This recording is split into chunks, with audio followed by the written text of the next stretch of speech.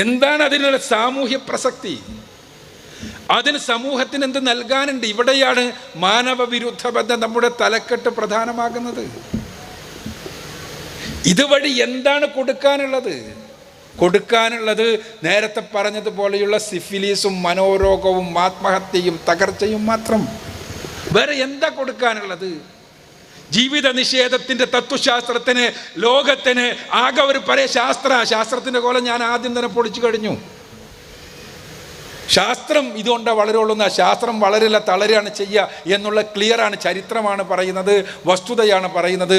പരിശോധിക്കാം, എതിർവാദങ്ങളുണ്ടെങ്കിൽ ഉന്നയിക്കാം, കഴിയില്ല എന്നുള്ളതാണ് സത്യം. എന്നാൽ പകരം കൊടുക്കാൻ ആകെ സംഭാവന എന്താ? ജീവിത നിഷേധം.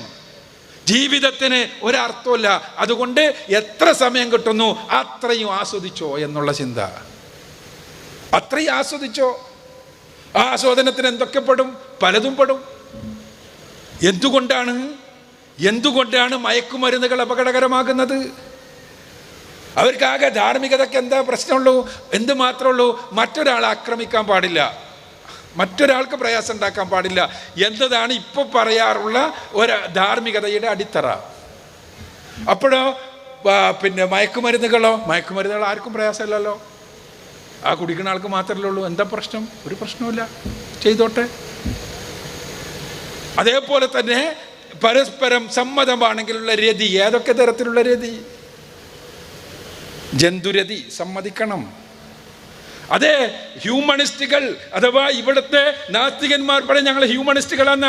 പല സ്ഥലങ്ങളിലുമുള്ള ഹ്യൂമണിസ്റ്റ് പ്രസ്ഥാനങ്ങൾ സമരത്തില.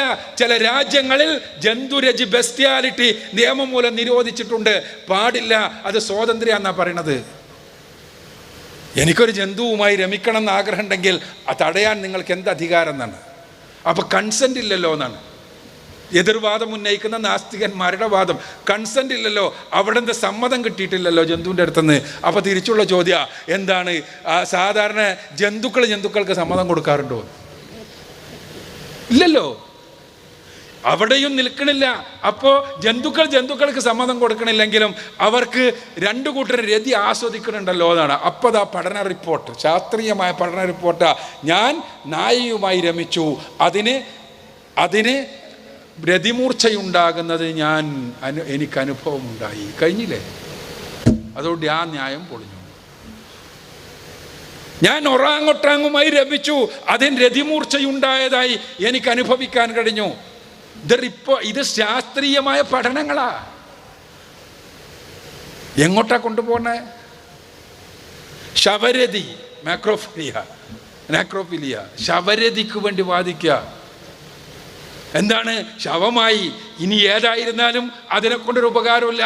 അതുകൊണ്ട് അവസാനമെങ്കിലും എനിക്ക് അതിനോടൊരു കാമമുണ്ടെങ്കിൽ അത് തീർക്കാൻ എനിക്ക് അവസരം വേണം എന്ന വാദത്തിന് എന്താ കുഴപ്പം?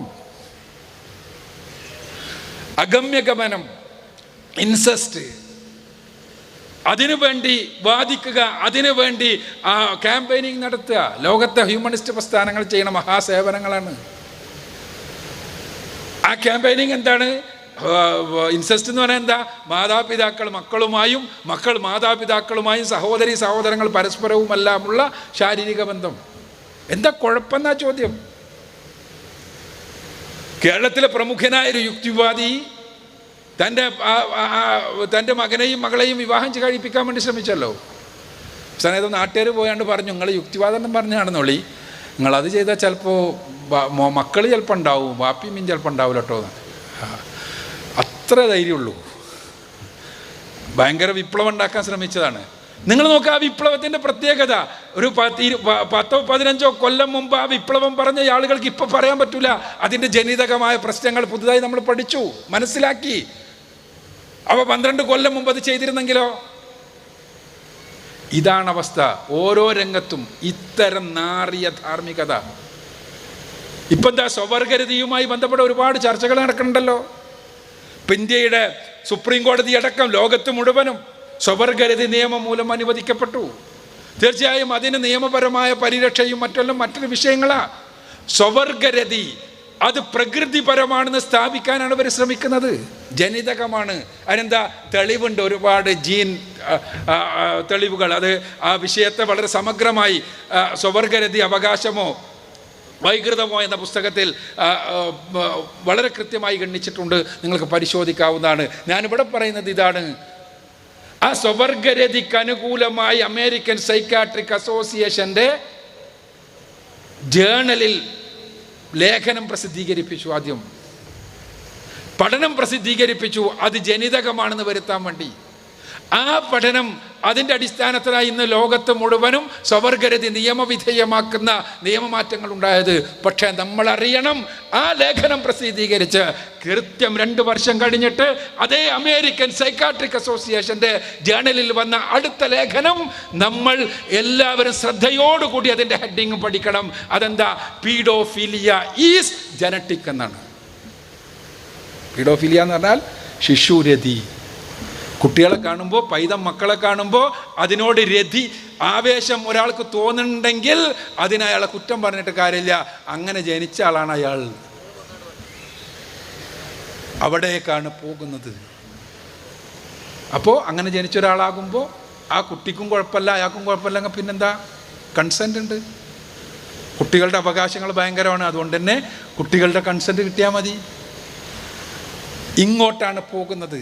ഇവിടെയാണ് പരിശുദ്ധ ഖുർആനിനോട് അവരോടുള്ള വെറുപ്പ്, റസൂലുള്ളാഹി സ്വല്ലല്ലാഹു അലൈഹി വസല്ലമയുടെ ജീവിതത്തോട് അവർക്കുള്ള മുഷിപ്പും കലിപ്പും. അതെന്താ? ഖുർആൻ വളരെ കൃത്യമായ ധാർമ്മിക പദ്ധതി പറഞ്ഞു കൊടുക്കുന്നു. ഒരു തരത്തിലുള്ള പൗരോഹിത്യത്തിനും ഇടപെടാൻ കഴിയാത്ത വിധം ഖുർആനിൻ്റെ ധാർമ്മിക പദ്ധതികൾ സോളിഡാണ്, തകർക്കാൻ കഴിയാത്തതാണ്. ഇവിടെ സൂചിപ്പിക്കപ്പെട്ടു ലാ തഖറബു സിന എന്ന് പറഞ്ഞാൽ ആ തഖറബു അടുക്കാൻ പാടില്ല എന്ന് പറഞ്ഞെടുത്ത് പ്രവാചകന്റെ കൃത്യമായ നിർദ്ദേശങ്ങളുണ്ട്. ആ നിർദ്ദേശങ്ങളെ തകർക്കാൻ ഒരാൾക്കും കഴിയില്ല. അവിടെ മുതലാളിത്തത്തിന് കടന്നു വരാൻ ഒരു മാർഗമല്ല, തൊലിവെളുപ്പിന് ആഘോഷമാക്കാൻ ഒരു മാർഗവുമില്ല, ശരീര സൗന്ദര്യത്തെ പ്രദർശന വസ്തുവാക്കാൻ ഒരു മാർഗമല്ല, ശരീരത്തെ വിൽക്കുവാൻ എന്ത് പേരിട്ടാലും യാതൊരു മാർഗവുമില്ല. അവിടെ വളരെ കൃത്യമാണ് നിർദ്ദേശങ്ങൾ. ആ നിർദ്ദേശങ്ങൾ ഉൾക്കൊള്ളുന്ന ഖുർആനിനെ, ആ ഖുർആൻ ദിവ്യമാണെന്ന് വിശ്വസിക്കുന്ന ആളുകളെ അവരുടെ വൃത്തികേടുകൾക്ക് ലഭിക്കില്ല. അതിനെന്താ മാർഗം? ഖുർആനിനെ കല്ലെറിയാം, ഖുർആനിനെ കുറിച്ചുള്ള വിശ്വാസ്യത നഷ്ടപ്പെടുത്താം, ഖുർആനിനെ കുറിച്ച് തെറ്റിദ്ധാരണകൾ ഉണ്ടാക്കാം. ഖുർആനിന് വെറുതെ ഖുർആനിലെ ചില രേഖകൾ മാത്രമല്ല, ഖുർആനിലുള്ള ചില നിയമങ്ങൾ മാത്രമല്ല, മറിച്ച് പരിശുദ്ധ ഖുർആൻ അനുസരിച്ച് ലോകത്തിന് മുന്നിൽ സമാനതകളില്ലാത്ത, ചരിത്രത്തിൽ ഒരാൾക്കും ചൂണ്ടിക്കാണിക്കുവാൻ കഴിയാത്ത രൂപത്തിലുള്ള വളരെ കൃത്യമായ മാതൃകയായി ജീവിച്ച് 23 വർഷക്കാലം ലോകത്തിന് വെളിച്ചമായി ജീവിച്ച മുഹമ്മദ് റസൂലുള്ളാഹി സ്വല്ലല്ലാഹു അലൈഹി വസല്ലമയുടെ ശക്തമായ ജീവിതമുണ്ട്. ആ ജീവിതത്തിനെതിരെ ഒരു എന്തെങ്കിലും ഒരു പുഴുക്കുത്താരോപിക്കാൻ, ഒരു കറുത്ത കുത്താരോപിക്കാൻ ഇല്ല. നാസ്തികരെന്നല്ല, ലോകത്തെ മുഴുവൻ ഇസ്ലാം വിരോധികളും ഒരുമിച്ച് ശ്രമിച്ചാലും കഴിയില്ല വസ്തുനിഷ്ഠമായി ഉന്നയിക്കാൻ. തെറി പറയാൻ ആർക്കും കഴിയും. അതുകൊണ്ടാണ് ഇസ്ലാമിക പ്രബോധകർ പറയുന്നത്, ഇതാ മുഹമ്മദ് റസൂലുള്ളാഹി സ്വല്ലല്ലാഹു അലൈഹി വസല്ലമയുടെ ജീവിതം വെറും ജീവിതമല്ല, അല്ലാഹു സർട്ടിഫൈ ചെയ്ത് കൊടുത്തയച്ച ജീവിതം. ലഖദ് കാന ലക്കും ഫീ റസൂലില്ലാഹി ഉസ്വത്തുൻ ഹസന. മനുഷ്യരെ, നിങ്ങൾക്ക് ഈ പ്രവാചകനിൽ ഉത്തമമായ മാതൃകയുണ്ട്. ആ ഉത്തമമായ മാതൃക ഉൾക്കൊള്ളുന്ന റസൂലുള്ളാഹി സ്വല്ലല്ലാഹു അലൈഹി വസല്ലം തങ്ങളുടെ ജീവിതമിതാ. ഈ ജീവിതം ഞങ്ങൾ തുറന്നു വെക്കുന്നു ലോകത്തിന്റെ മുന്നിൽ. നിങ്ങൾക്ക് വിമർശിക്കാം വസ്തുനിഷ്ഠമായി. എന്തെങ്കിലും ഒരു തകരാറ് ആ ജീവിതത്തിൽ ഉണ്ട് എന്ന് നിങ്ങൾക്ക് സ്ഥാപിക്കാൻ കഴിയില്ല.